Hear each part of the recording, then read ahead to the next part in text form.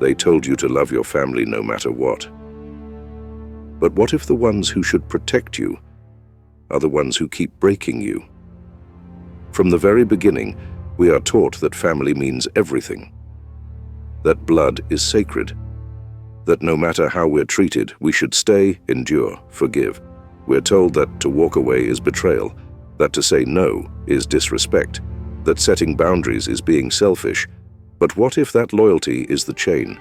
What if, in the name of love, you've been conditioned to abandon yourself? Carl Jung understood this unspoken war well.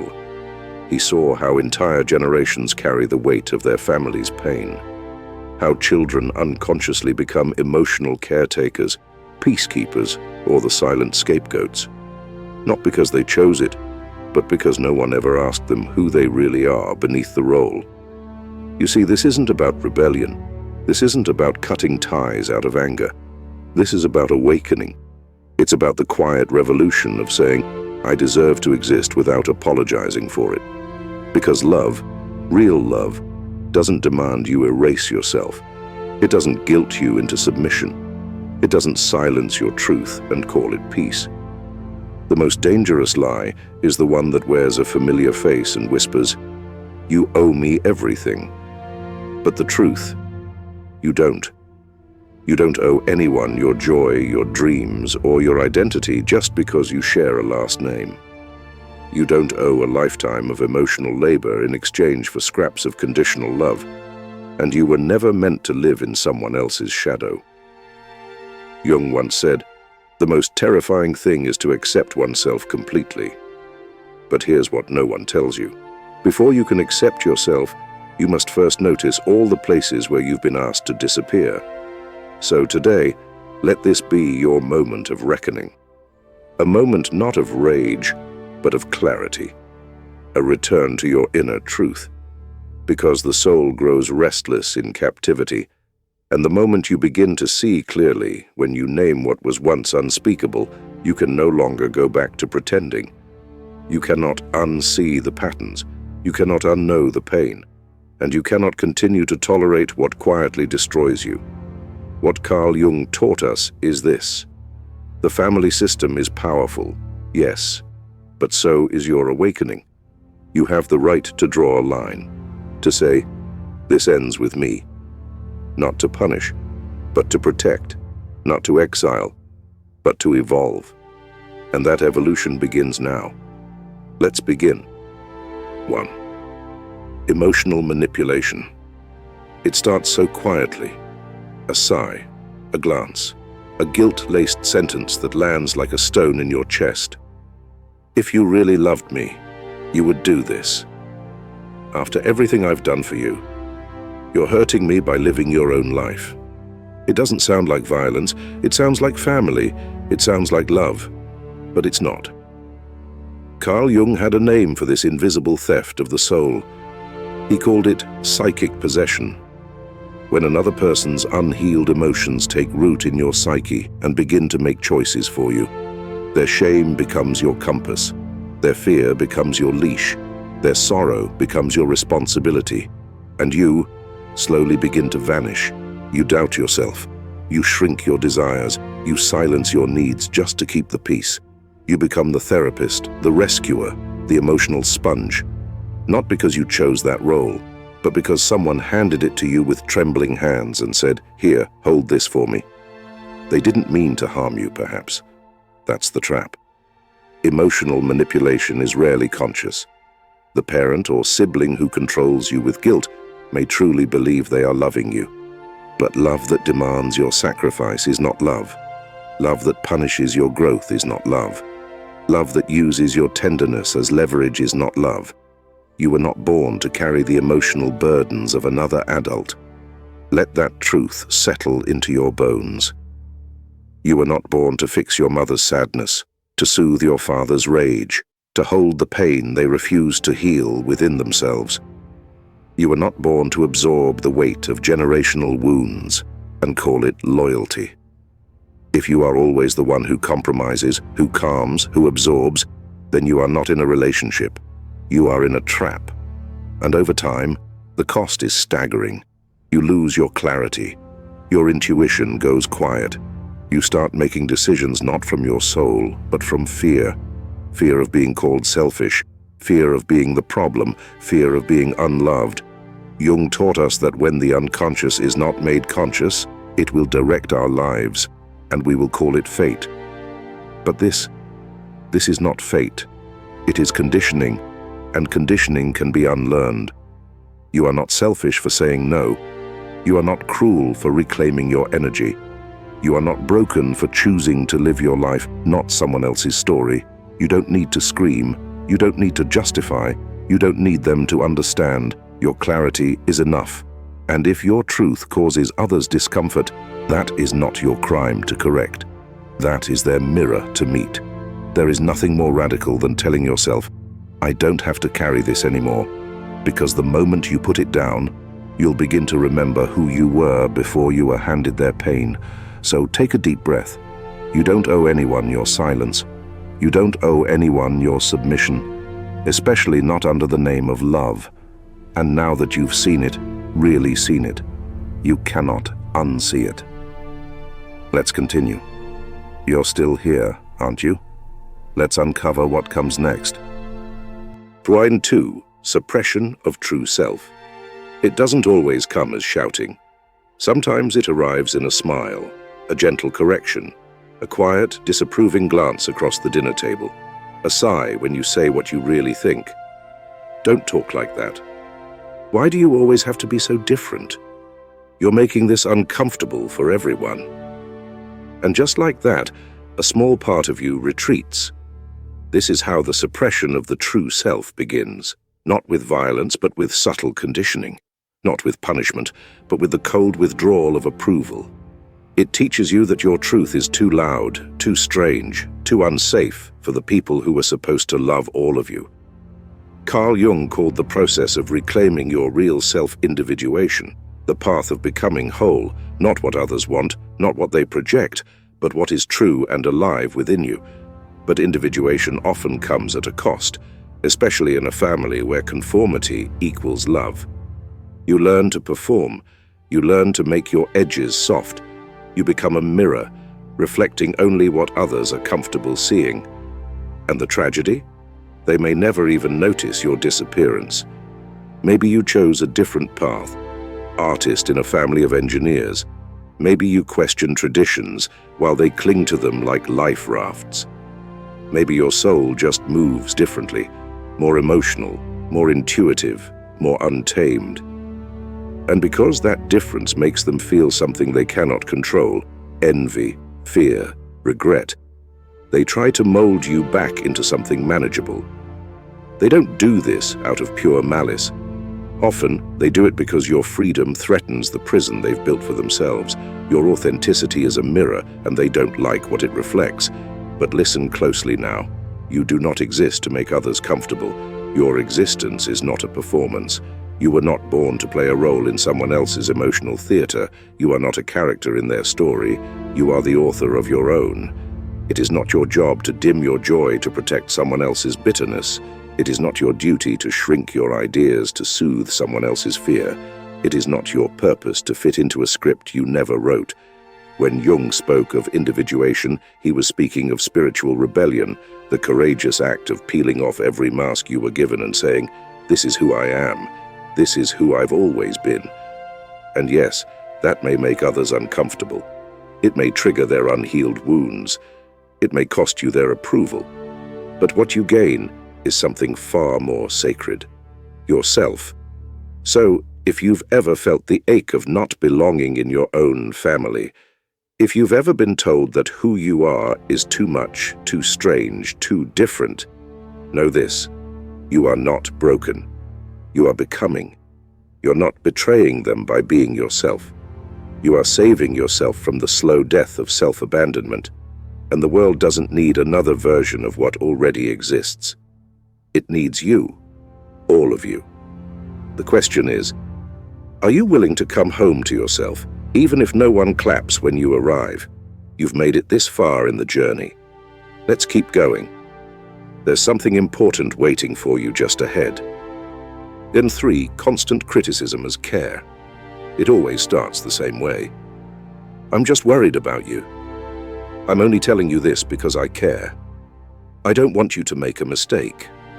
But underneath those polished phrases, what you feel isn't love. It's a sting, a subtle cut cloaked in concern, a quiet erosion of your worth. They call it honesty. They call it parenting. They call it love. But Carl Jung would call it something else, a projection of the shadow, that vast, unconscious part of the psyche where all unacknowledged pain, fear, and regret go to hide. When someone continuously criticizes you, especially under the mask of concern, they are rarely talking to you. They are talking to the version of themselves they couldn't accept, the dreams they abandoned, the strength they never claimed, the self they buried so deeply that it now only finds a voice through their critique of you. You're too sensitive. You'll never make it doing that. You should do something more practical. But what if their voice isn't prophecy? What if it's memory? A relic of their own unlived life, echoed through your attempts at freedom. You see, the shadow doesn't always come roaring. Sometimes it comes wrapped in family dinners and well-meaning advice. Sometimes it sits beside you like a mentor, gently pushing you back into the mold you never fit. Jung warned us that projection is one of the most potent and dangerous defense mechanisms. What we cannot face in ourselves, we place onto others. And when that projection is aimed at you, the artist, the healer, the wanderer, you begin to shrink under its weight.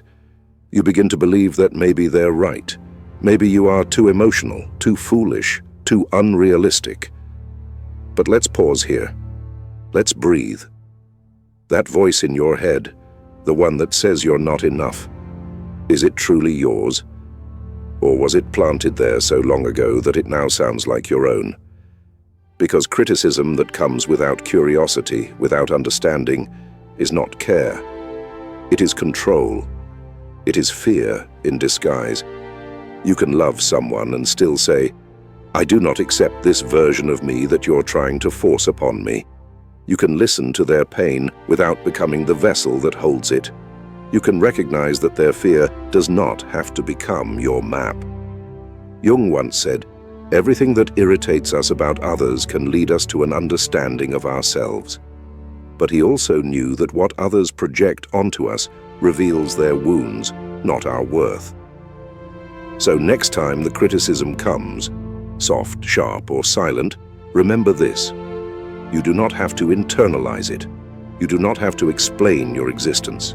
You do not have to be edited to be accepted. You are not here to carry someone else's shadow. You are here to meet your own light.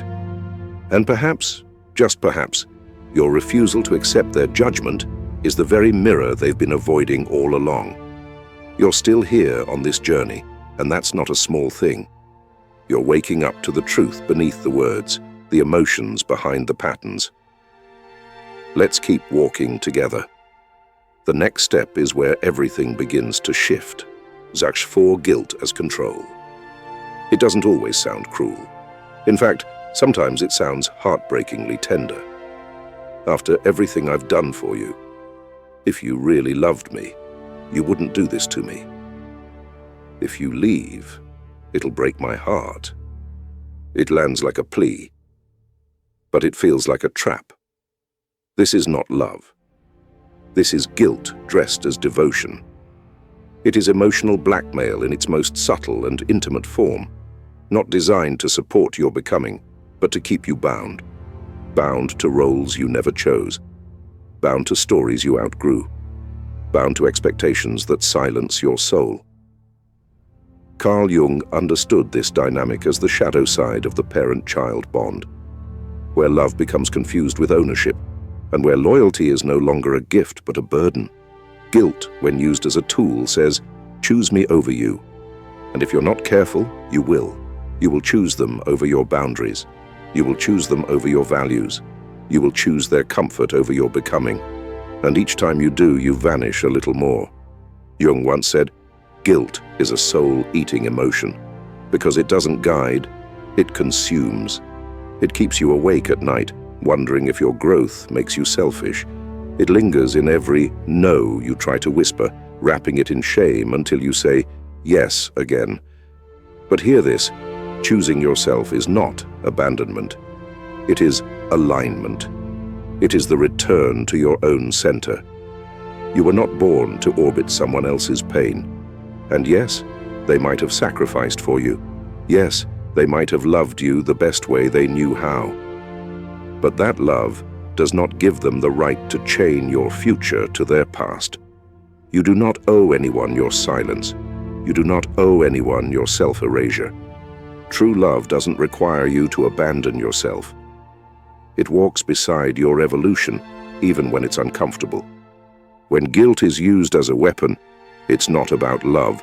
It's about control. It's about their fear of losing the version of you they can manage, the one who says yes at the expense of your soul. But you are not here to be managed. You are here to be whole. So next time the guilt rises, the tears, the accusations, the stories of sacrifice, pause. Ask yourself, is this love? Or is this control wearing love's mask? Because love may ache when you grow, but it does not chain you to stay the same. Love may grieve change, but it does not resent your freedom. And if someone demands that you dim your light to prove your loyalty, then it's not your light that's too bright. It's their fear that refuses to see clearly. You are not selfish for walking away from manipulation. You are not heartless for creating space to breathe. You are not cruel for saying, I love you, but I will not betray myself for you. Still with me? This next part is the one most people avoid, but it's where your deepest strength awakens. 5. Verbal and emotional abuse. It starts with a raised voice, a rolled eye, a sigh that says, here you go again. Then come the words, sharp as glass. You're too sensitive. Don't be dramatic. Can't you take a joke? And when you flinch, they call it love. They say it's just how they are. They say you're overreacting. They say you need to toughen up. But Carl Jung would say something different. Jung understood that what we normalize in childhood becomes our compass in adulthood, even when it leads us into pain. If you grew up being dismissed, criticized, ignored, or shamed, chances are a part of you still thinks that's just how love feels. But here's the truth your nervous system needs to hear. Being constantly diminished is not a personality quirk. It's not a rough love. It's not a joke. It's emotional abuse. And emotional abuse, even when it hides behind smiles, family dinners, and good intentions, is still a betrayal of your worth. Jung called this the wound of the inner child, the silent ache inside us that keeps returning to the places we first felt unseen, not because we're weak, but because we've been conditioned to believe we deserve it. This is how the pattern survives. This is how the cycle continues. You feel like you're always trying to earn peace, but peace never comes. You bend until you break. And even then, they call you fragile. They expect you to smile through the hurt, to laugh at your own erasure, to forgive without repair. But listen closely now. Love is not shouting. Love is not shaming. Love is not a war zone where you have to dodge every word and guess when the next storm will come. You are not here to be a battlefield for someone else's unresolved rage. Yes, they may have been hurt too. Yes, they may carry their own traumas. But that does not justify making you bleed. Jung reminds us, until you make the unconscious conscious, it will direct your life, and you will call it fate. You are not destined to repeat the same wounds disguised as relationships. So if you've told yourself, it's just how they are, pause. What if that's not who they are, but what they've become, and what you've been told to endure? What if that's just how they talk is not a reason, but a red flag? What if you could set a new standard, one where love is calm, one where safety is sacred, one where your voice doesn't have to fight to be heard? You are allowed to demand respect, not just from strangers, but from the ones who say they love you. You don't owe your inner child another year of silence. You don't owe your present self another hour of fear. You are not too sensitive. You are finally awake. And now that you see it, you cannot unsee it. Let's close this journey with the most important shift of all, the one that begins not by confronting others, but by choosing yourself. It doesn't happen all at once. There's no grand declaration, no final showdown, no movie ending where everything suddenly makes sense. No, the moment you begin to free yourself is quiet. So quiet, in fact, that no one may notice, except your soul. It's the moment you don't answer the phone out of guilt, the moment you say no and don't explain, the moment you stop laughing at the joke that cuts you, the moment you finally walk away, not out of anger, but out of truth. Carl Jung once said, "The most terrifying thing is to accept oneself completely." And perhaps that is why setting boundaries with family feels like betrayal. Because for so long, you were taught to belong through sacrifice, to confuse loyalty with silence, love with endurance, and self-worth with obedience. But hear this clearly, your healing is not a betrayal. Your boundaries are not disrespect. Your wholeness does not need approval. You are not here to stay in systems that suffocate you just because they are called home. You are here to become, not just survive, but become. There will be grief. Of course there will. Grief for the love that never came, for the apology that never landed, for the child in you that kept hoping someone would change. But there will also be peace. A deep, quiet peace that comes when you realize you are allowed to leave what broke you, even if it looks like love, even if it once gave you life. You are allowed to say, "I love you, and this still isn't okay. I see you, but I choose me." Because becoming who you truly are sometimes means walking away from the roles you were forced to play. Sometimes it means being misunderstood. Sometimes it means being the first in your family to say, "This ends with me." That's not rebellion. That's revolution. That's the quiet revolution of becoming whole, of returning to your inner truth without guilt, without shame, without needing anyone's permission. So if your heart is pounding now, if your hands are trembling, if a small voice inside you is whispering, "Could this really be okay?" Let me say this to you with everything I've got. Yes, yes, it's okay. Yes, you're allowed. Yes, you're finally coming home. Not to the house you were raised in, but to the soul that's been waiting for you all along. And that is where your real life begins. Here's the truth no one told you growing up. You are not selfish for wanting peace. You are not ungrateful for needing space.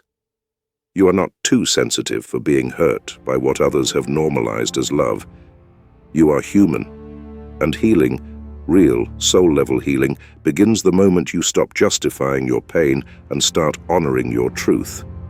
Carl Jung didn't teach us to cut people off out of bitterness. He invited us to see clearly, to name what hurts, to recognize manipulation, projection, and shame not as family dynamics, but as inherited wounds passed down unconsciously. And once you see them, you are no longer bound by them. This is the power you now hold. You can choose not to pass on what was passed down. You can choose conscious love over guilt, boundaries over people-pleasing, truth over silence. If you've ever felt alone in this, you're not. You are part of a quiet, brave revolution of souls who are breaking cycles in whispers, not wars. So go ahead. Reclaim your light. Speak your truth with soft strength. Love your family, but love yourself enough not to lose it in the process. Your freedom is not just a gift to you, it's a map for those who will come after. Let this be the beginning of that legacy.